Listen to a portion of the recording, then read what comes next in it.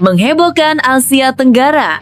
Exco FEM Malaysia dikabarkan mundur massal dan minta maaf ke timnas Indonesia. Legenda Sevi Sali mengaku malu melihat tingkah laku Exco FEM Malaysia karena dugaan pelanggaran administrasi hingga pemalsuan dokumen pemain. Top Marco Top. Pesan tegas John Herdman untuk supporter Garuda. Mimpi Piala Dunia 2030 bukan milik saya, tapi milik kita semua. Dukungan bisa hadir dalam banyak bentuk. Datang ke stadion dan memberi energi positif adalah dukungan terbaik untuk pemain bola, ujar John Herdman tegas. Semakin bikin auto ketar-ketir Asia Tenggara. Ajax Amsterdam kepincut lagi pemain timnas Indonesia setelah Maarten Paes, kini bek kiri Dean James, jadi incaran serius. Timnas Asia rasa Eropa bukan sekadar julukan, tapi memang nyata. Menggemparkan publik sepak bola nasional. Jai Itzes tiba-tiba ajukan permintaan mengejutkan ke John Herdman. Shin Tae-yong diminta kembali ke timnas Indonesia. Wow, benarkah? Simak fakta selengkapnya berikut ini.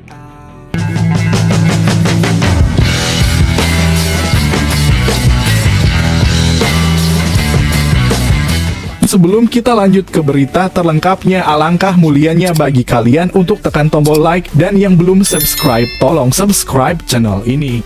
Menghebohkan Asia Tenggara. Exco FEM Malaysia dikabarkan mundur massal dan minta maaf ke timnas Indonesia. Legenda Sevi Sali mengaku malu melihat tingkah laku Exco FEM Malaysia karena dugaan pelanggaran administrasi hingga pemalsuan dokumen pemain. Kabar mengejutkan terdengar dari dunia sepak bola Asia Tenggara. Federasi Sepak Bola Malaysia (FAM) disebut-sebut tengah dilanda krisis besar setelah seluruh jajaran Exco FEM dikabarkan mengundurkan diri secara bersamaan. Tak hanya itu, muncul pula informasi bahwa pihak FAM menyampaikan permintaan maaf kepada timnas Indonesia menyusul polemik yang menyeret institusi sepak bola negeri jiran tersebut. Isu ini langsung menggemparkan publik sepak bola regional. Pasalnya, krisis tersebut dikaitkan dengan upaya Malaysia meniru program naturalisasi pemain seperti yang dilakukan timnas Indonesia. Namun langkah tersebut justru berujung pada masalah serius yang kini disebut masih dalam tahap penyidikan. Menurut kabar yang beredar, FAM disebut melakukan langkah tergesa-gesa dalam merekrut pemain keturunan dan naturalisasi demi mendongkrak prestasi tim nasional. Sayangnya, proses tersebut diduga tidak dijalankan dengan transparan dan cermat, sehingga menimbulkan dugaan pelanggaran administrasi hingga pemalsuan dokumen pemain. Meski hingga kini belum ada pernyataan resmi yang sepenuhnya mengonfirmasi semua detail tersebut, skala isu yang mencuat membuat publik menaruh perhatian besar.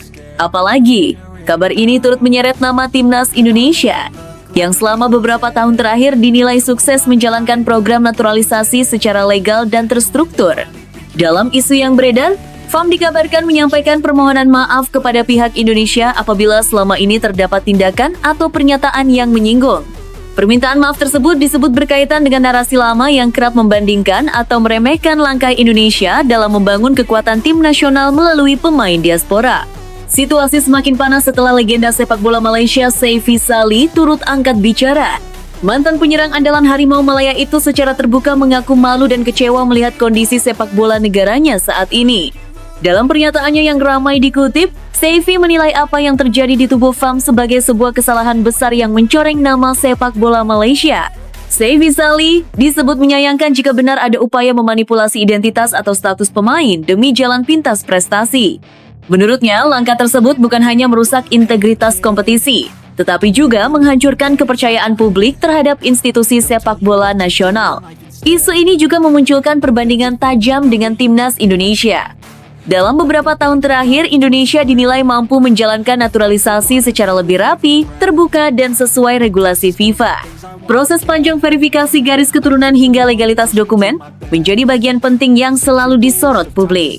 Keberhasilan Indonesia tersebut justru disebut menjadi pemicu bagi negara lain untuk mengikuti jejak serupa. Namun, tanpa fondasi tata kelola yang kuat, langkah meniru tersebut dinilai berisiko tinggi, seperti yang kini disebut terjadi di Malaysia. Hingga saat ini, penyelidikan atas dugaan pelanggaran tersebut masih berlangsung. Pihak berwenang dikabarkan tengah menelusuri berbagai dokumen dan proses administratif yang berkaitan dengan status pemain naturalisasi.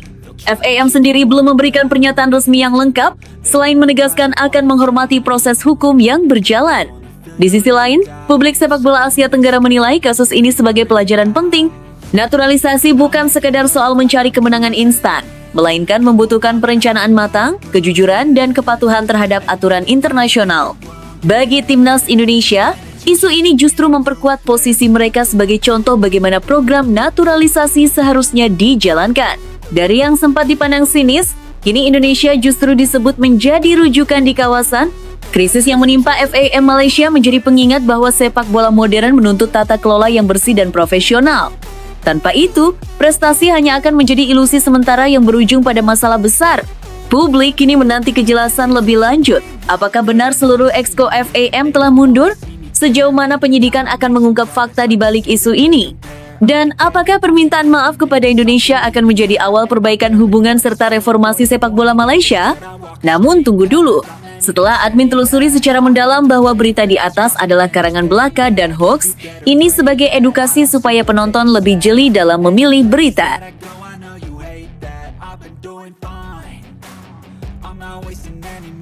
Top Marco Top. Pesan tegas John Herdman untuk supporter Garuda, mimpi Piala Dunia 2030 bukan milik saya, tapi milik kita semua. Dukungan bisa hadir dalam banyak bentuk. Datang ke stadion dan memberi energi positif adalah dukungan terbaik untuk pemain bola, ujar John Herdman tegas. Mimpi besar selalu lahir dari keberanian untuk percaya. Itulah pesan kuat yang disampaikan John Herdman kepada para pendukung Timnas Indonesia. Bukan pesan manis yang sekedar menenangkan, melainkan seruan tegas dan jujur. Jika ingin melihat Indonesia berlaga di Piala Dunia 2030, maka perjuangan ini tidak bisa hanya dibebankan kepada pelatih dan pemain. Ini adalah mimpi kolektif. Mimpi kita semua. Dalam berbagai kesempatan, Herdman menekankan satu hal penting. Perubahan besar tidak datang dari satu sosok. Ia datang dari ekosistem yang saling mendukung. Dari ruang ganti, lapangan latihan, tribun stadion hingga layar kaca di rumah-rumah rakyat Indonesia. Saya berusaha, kalian juga harus berusaha. Kurang lebih itulah makna pesan Herdman. Sebuah kalimat sederhana tetapi penuh tanggung jawab. Timnas Indonesia saat ini sedang berada di persimpangan penting. Generasi pemain muda mulai bermunculan, mental bertanding perlahan dibangun, dan standar profesional terus dinaikkan. Namun Herdman sadar, semua itu tidak akan cukup jika atmosfer di luar lapangan justru melemahkan. Kritik berlebihan, perpecahan antar pendukung, hingga pesimisme yang terlalu dini bisa menjadi racun bagi mimpi besar bernama Piala Dunia. Dukungan, menurut Herdman, tidak selalu berarti sorakan tanpa henti. Dukungan bisa hadir dalam banyak bentuk. Datang ke stadion dan memberi energi positif. Tetap percaya meski tim kalah. Mengkritik dengan cara membangun, bukan menjatuhkan. Bahkan sekadar membela Timnas Indonesia dari narasi negatif yang tidak adil di ruang publik juga merupakan bentuk perjuangan. Semua itu punya arti. Pesan ini terasa relevan karena Piala Dunia 2030 bukan target yang mustahil, tetapi juga bukan target yang bisa dicapai dengan instan. Dibutuhkan proses panjang, konsistensi, dan kesabaran. Herdman tidak menjual mimpi kosong. Ia justru mengajak publik untuk sadar bahwa jalan menuju level dunia penuh dengan pengorbanan. Akan ada kegagalan, momen menyakitkan, dan keputusan sulit. Namun disitulah karakter sebuah bangsa diuji. Timnas Indonesia bukan hanya tentang 11 pemain di lapangan. Ia adalah simbol harapan jutaan orang. Ketika Garuda bertanding, yang dipertaruhkan bukan sekedar skor akhir, tetapi harga diri, kebanggaan, dan identitas sepak bola nasional. Herdman memahami beban itu, dan ia memilih untuk tidak memikulnya sendirian. Ia ingin para fans merasa memiliki, merasa terlibat, merasa bahwa setiap doa, dukungan, dan kesabaran adalah bagian dari perjalanan panjang menuju panggung dunia. Kita semua adalah bagian dari mimpi Piala Dunia 2030 adalah pesan yang menampar sekaligus menyadarkan tidak ada penonton pasif dalam mimpi sebesar ini. Kini pertanyaannya kembali kepada kita sebagai pendukung Timnas Indonesia. Apakah kita siap berjuang bersama? Siap mendukung meski hasil belum selalu sesuai harapan? Siap bersatu meski berbeda pendapat? Karena jika pelatih dan pemain sudah bekerja sekeras tenaga, maka tugas kita adalah memastikan mereka tidak berjalan sendirian. Mimpi Piala Dunia 2030 mungkin masih terasa jauh. Namun setiap perjalanan besar selalu dimulai dari langkah kecil dan keyakinan yang sama. Selama kita mau berusaha bersama di dalam dan di luar lapangan, maka mimpi itu tidak lagi sekadar angan. Ia bisa menjadi tujuan yang nyata. Dan saat hari itu tiba, ketika Indonesia berdiri sejajar dengan negara-negara besar di Piala Dunia, kita semua bisa berkata dengan bangga, kami bukan hanya penonton, kami adalah bagian dari perjuangan.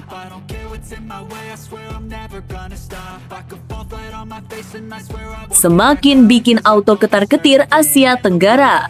Ajax Amsterdam kepincut lagi pemain timnas Indonesia setelah Maarten Paes, kini bek kiri Dean James jadi incaran serius. Timnas Asia rasa Eropa bukan sekadar julukan, tapi memang nyata.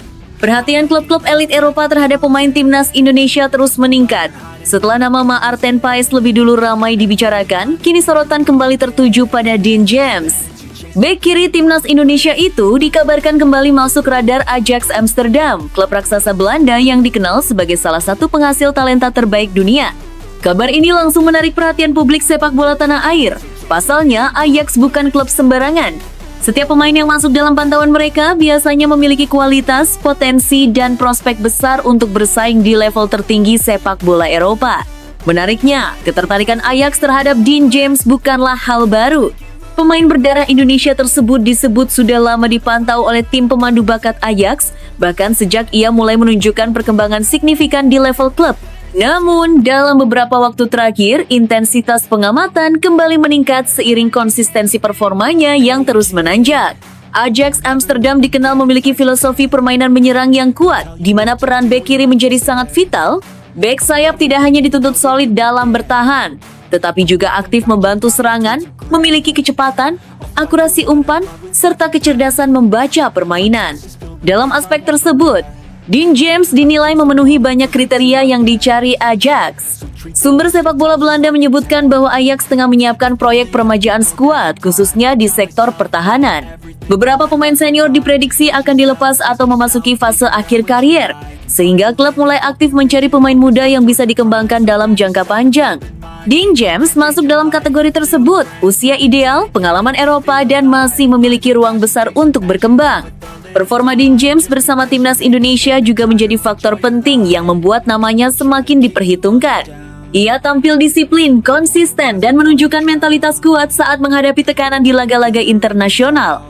Dalam sejumlah pertandingan penting, Dean James mampu menjaga sisi kiri pertahanan dengan baik sekaligus memberikan kontribusi dalam transisi menyerang. Keberadaannya di skuad Garuda bukan hanya menambah kedalaman tim, tetapi juga mencerminkan perubahan besar dalam kualitas timnas Indonesia secara keseluruhan. Saat ini, timnas Indonesia dihuni oleh banyak pemain yang berkarier di liga-liga utama Eropa, sesuatu yang sebelumnya sulit dibayangkan. Julukan timnas Asia rasa Eropa pun semakin terasa nyata. Skuad Merah Putih kini diperkuat pemain-pemain yang terbiasa dengan intensitas tinggi, disiplin taktik, dan budaya profesional ala sepak bola Eropa. Nama-nama seperti Maarten Paes, Jay Itzes, Miss Hilgers, Sandy Walsh, hingga Dean James menjadi simbol transformasi tersebut. Perubahan ini juga berdampak langsung pada citra sepak bola Indonesia di mata dunia. Klub-klub Eropa kini tidak lagi memandang pemain berdarah Indonesia sebagai opsi alternatif, melainkan sebagai aset potensial yang layak dikembangkan. Ketertarikan Ajax Amsterdam terhadap Dean James menjadi bukti nyata meningkatnya kepercayaan tersebut. Jika transfer Dean James ke Ajax benar-benar terwujud, efeknya diyakini akan sangat besar. Bukan hanya bagi perjalanan karier sang pemain, tetapi juga bagi masa depan pemain timnas Indonesia lainnya. Ajax dikenal sebagai klub yang kerap menjadi batu loncatan menuju klub-klub elit Eropa, sehingga satu transfer bisa membuka banyak pintu baru. Lebih dari sekadar isu transfer, kabar ini mencerminkan kemajuan signifikan sepak bola Indonesia. Dari yang sebelumnya hanya menjadi penonton, kini Indonesia mulai menjadi bagian dari percakapan sepak bola Eropa. Setiap pemain yang dilirik klub besar membawa harapan dan kebanggaan tersendiri bagi publik tanah air. Kini perhatian tertuju pada langkah Ajax Amsterdam selanjutnya. Apakah mereka akan mengambil keputusan konkret untuk merekrut Dean James? Atau sang pemain masih akan melanjutkan proses pematangannya sebelum benar-benar hijrah ke klub raksasa? Apapun hasil akhirnya, satu hal sudah jelas. Timnas Indonesia sedang berada di jalur yang tepat. Dengan kualitas pemain yang terus meningkat dan kepercayaan dari klub-klub besar Eropa, julukan Timnas Asia rasa Eropa bukan lagi sekadar slogan, melainkan refleksi dari realitas yang sedang terbentuk.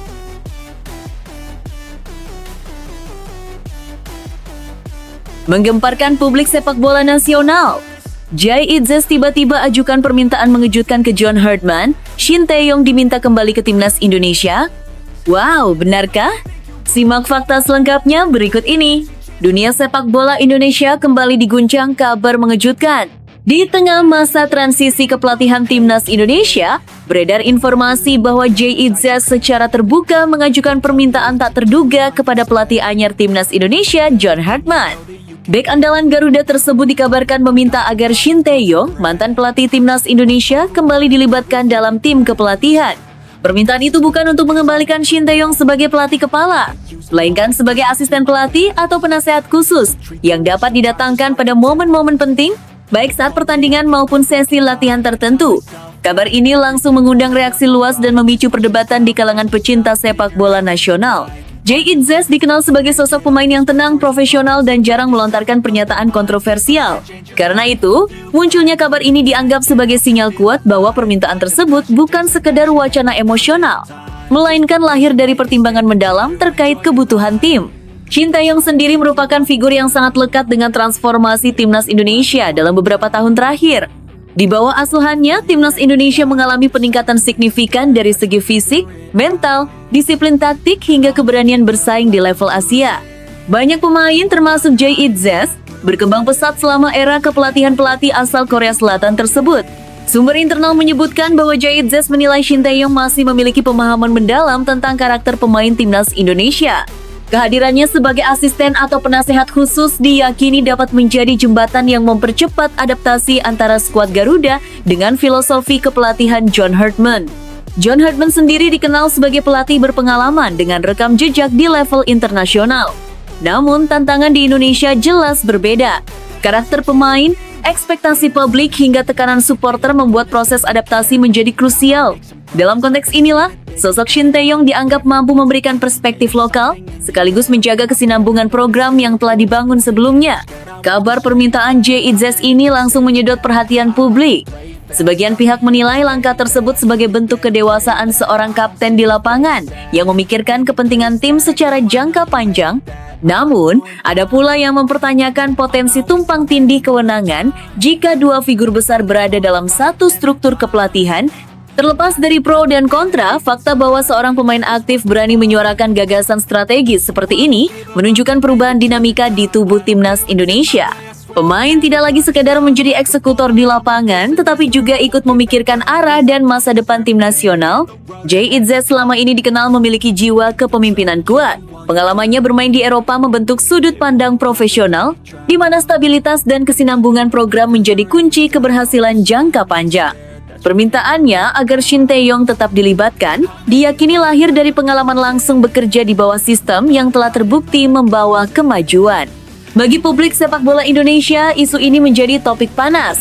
Media sosial ramai dengan spekulasi, analisis, hingga dukungan terbuka agar Shin Tae-yong kembali berada di sekitar Timnas Indonesia. Banyak yang menilai, meski era kepelatihannya telah berakhir, kontribusinya masih sangat dibutuhkan dalam fase penting perkembangan tim. Hingga kini, belum ada pernyataan resmi dari pihak PSSI maupun John Hartman terkait kabar tersebut. Namun, isu ini sudah terlanjur menjadi pembicaraan nasional dan dinilai dapat memengaruhi arah kebijakan Timnas Indonesia ke depan. Jika benar Shin Tae-yong kembali dilibatkan sebagai asisten atau penasehat khusus, hal tersebut akan menjadi langkah yang tidak lazim namun penuh makna. Sebuah kolaborasi lintas era yang jarang terjadi, namun berpotensi menghadirkan keseimbangan antara pengalaman lama dan pendekatan baru. Yang jelas, kabar ini kembali menegaskan bahwa Timnas Indonesia sedang berada dalam fase penting sejarahnya. Setiap keputusan kini tidak hanya berdampak jangka pendek, tetapi juga menentukan wajah sepak bola nasional di masa depan. Publik kini menanti dengan penuh rasa penasaran. Akankah John Hartman mengakomodasi permintaan JIZ? Ataukah Shin Tae-yong benar-benar telah menutup lembaran kisahnya bersama Timnas Indonesia? Namun tunggu dulu, setelah admin telusuri secara mendalam bahwa berita di atas adalah karangan belaka dan hoax. Ini sebagai edukasi supaya penonton lebih jeli dalam memilih berita.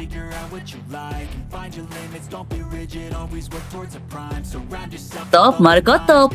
Pengakuan mengejutkan Jadon Oosterwolde.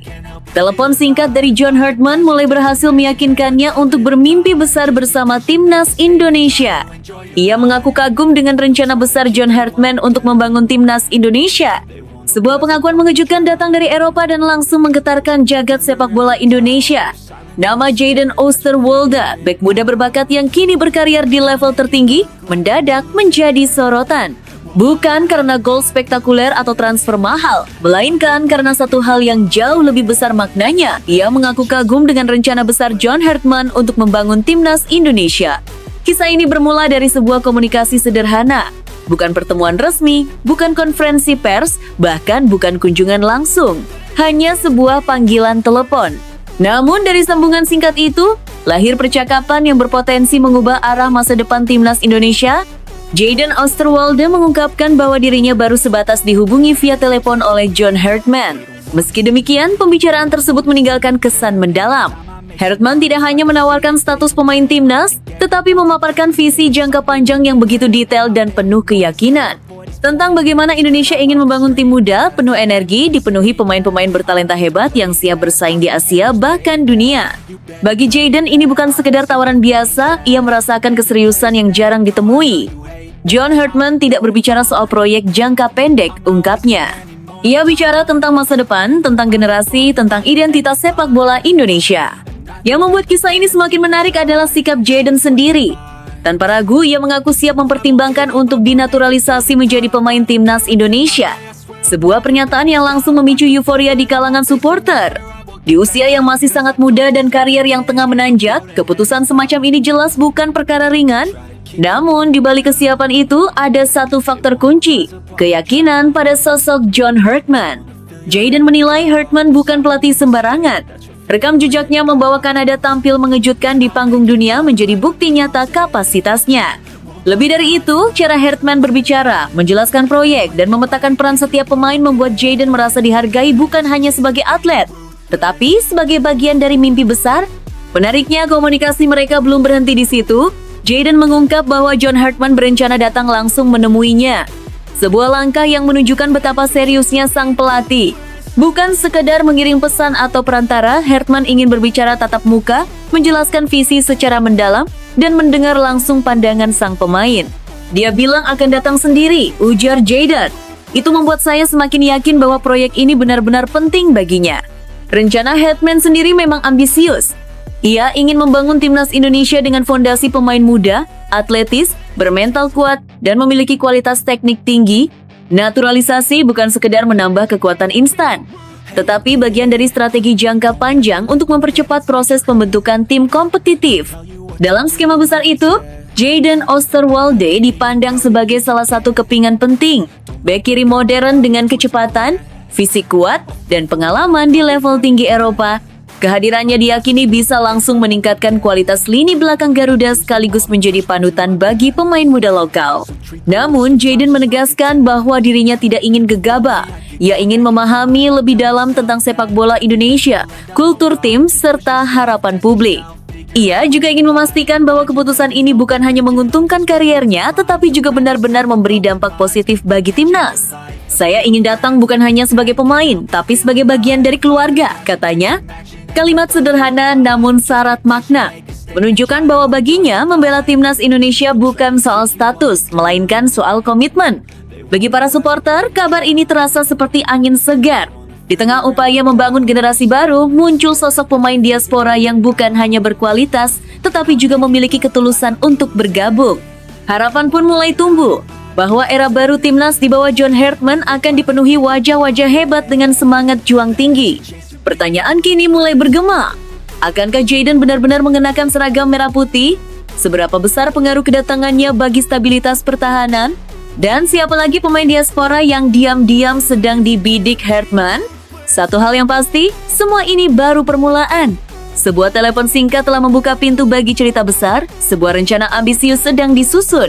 Dan di balik itu semua, timnas Indonesia perlahan menyiapkan diri untuk memasuki babak baru. Mungkin hari ini kita baru mendengar kabarnya.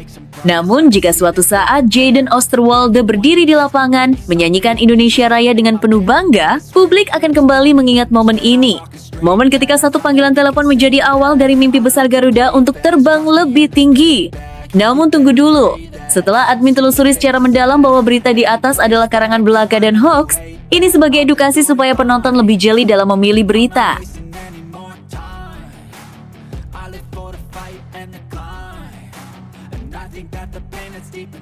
Halan Mandu, Guardiola pasang badan jelang duel hidup mati Liga Champions, jangan remehkan striker kami. Performa penyerang Manchester City Erling Haaland tengah berada di bawah sorotan tajam publik sepak bola. Ketajaman sang bomber dipertanyakan setelah ia gagal mencetak gol dalam beberapa laga terakhir. Namun, jelang pertandingan krusial Liga Champions melawan Galatasaray yang akan digelar dini hari ini, Kamis, 29 Januari 2026, Pep Guardiola justru tampil membela anak asuhnya tanpa ragu. Alih-alih menyalahkan Haaland, Guardiola secara terbuka menyoroti buruknya suplai bola dan minimnya kreativitas tim dalam menciptakan peluang. Menurutnya, rekan-rekan setim Haaland belum mampu memberikan servis matang yang biasanya menjadi santapan sang striker. Pernyataan ini muncul di tengah tekanan besar yang dihadapi City demi mengamankan tiket ke babak 16 besar. Data statistik memperkuat sorotan tersebut. Haaland hanya mencetak 1 gol dalam 9 pertandingan terakhir, itu pun melalui eksekusi penalti. Situasi ini membuat penyerang asal Norwegia itu seolah kehilangan sentuhan gol dari permainan terbuka. Meski begitu, Guardiola menegaskan masalah utama bukan pada penyelesaian akhir Haaland. Ciptakan lebih banyak peluang, maka dia akan mencetak gol, ujar Guardiola dalam konferensi pers. Menurut Anda, apakah Haaland benar-benar sedang menurun? Atau justru tim yang belum maksimal mendukungnya? Sampaikan pendapat Anda di kolom komentar. Bukan sekedar rumor, ini alasan Manchester City wajib rekrut Yoane Wissa demi kedalaman skuad. Manchester City kembali dikaitkan dengan sejumlah penyerang Premier League demi memperkuat lini depan. Salah satu nama yang patut dipertimbangkan serius adalah Yoane Wissa. Penyerang tim nasional Republik Demokratik Kongo ini kerap tampil menonjol, baik di level klub maupun internasional, termasuk saat menghadapi Newcastle United. Dalam beberapa musim terakhir, Wissa dikenal sebagai pemain dengan efisiensi tinggi, mobilitas kuat, serta kecerdasan membaca ruang. Karakter tersebut sangat selaras dengan gaya permainan berbasis penguasaan bola yang diterapkan Pep Guardiola. Statistik Premier League menunjukkan kontribusinya yang konsisten, terutama ketika melawan Newcastle, di mana ia mencatatkan shot on target tinggi, XG stabil, dan pressing intens yang merepotkan pertahanan lawan. Selain ancaman gol, Wissa memiliki akurasi tembakan yang baik di dalam kotak penalti dan konversi peluang yang efisien. Hal ini krusial bagi Manchester City saat menghadapi tim dengan blok rendah. Di level internasional, Wissa juga menjadi pilar penting timnas Kongo dengan catatan gol konsisten serta peran vital dalam transisi menyerang. Dari sisi taktik, fleksibilitasnya sebagai penyerang tengah, second striker, maupun winger memberi Guardiola banyak opsi rotasi. Menurut Anda, apakah Yoane Wissa layak menjadi solusi baru lini serang Manchester City? Tulis pendapat Anda di kolom komentar. Duel penentuan di Etihad. Manchester City versus Galatasaray, siapa berkuasa di Liga Champions? Manchester City akan menghadapi Galatasaray dalam laga krusial lanjutan fase grup Liga Champions 2023-2024. Pertandingan big match ini dijadwalkan berlangsung besok pukul 03.00 WIB di Etihad Stadium Manchester dan dipastikan menyedot perhatian pecinta sepak bola Eropa. Sebagai juara bertahan Liga Champions, Manchester City datang dengan kepercayaan diri tinggi. Tim asuhan Pep Guardiola tengah berada dalam performa impresif di kompetisi domestik maupun Eropa, serta bertekad mengamankan 3 poin penuh di hadapan publik sendiri demi memperkokoh posisi di klasemen grup. Namun, Galatasaray bukan lawan yang bisa dipandang sebelah mata. Raksasa Turki itu datang dengan ambisi mencuri poin penting demi menjaga peluang lolos ke babak berikutnya. Pengalaman panjang di kompetisi Eropa serta mental bertanding yang kuat menjadi modal utama Galatasaray untuk memberikan perlawanan sengit. Pertemuan ini juga menarik karena kedua tim diperkuat pemain-pemain bintang. City mengandalkan permainan kolektif yang solid dan tajam, sementara Galatasaray membawa kombinasi pengalaman dan agresivitas khas sepak bola Turki. Menurut Anda, mampukah Manchester City mengamankan kemenangan atau justru Galatasaray yang mencuri poin? Sampaikan pendapat Anda di kolom komentar. Arne Slot. Buka fakta. Liverpool memang tak dominan, gelar juara jarang datang. Manajer Liverpool, Arne Slot, memberikan pembelaan atas situasi sulit yang tengah dialami The Reds musim ini. Ia menegaskan bahwa secara realistis, Liverpool memang tidak berada dalam fase dominan dalam beberapa tahun terakhir, meski ekspektasi juara selalu melekat pada klub sebesar mereka. Setelah menjuarai Premier League musim lalu, performa Liverpool justru menurun di musim berjalan. Virgil van Dijk dan kawan-kawan kini tercecer di peringkat ke-6 klasemen Liga Inggris, terpaut 2 poin dari zona 4 besar dan berjarak 14 poin dari Arsenal di puncak. Peluang meraih trofi juga semakin menyempit setelah mereka tersingkir dari Piala Liga Inggris. Slot memahami betul tuntutan besar di Anfield. Namun, ia mengingatkan publik agar melihat fakta secara lebih objektif. Menurutnya, Liverpool dalam kenyataannya memang jarang meraih gelar juara. Ia menyebut klub hanya 2 kali menjuarai Liga dalam 30 tahun terakhir. Bahkan dalam 3 tahun terakhir, Liverpool hanya mampu meraih 1 gelar Premier League dan 1 Piala Liga. Menurut Anda, apakah Liverpool memang sedang berada di fase wajar penurunan atau seharusnya tetap bersaing di papan atas setiap musim? Sampaikan pendapat Anda di kolom komentar.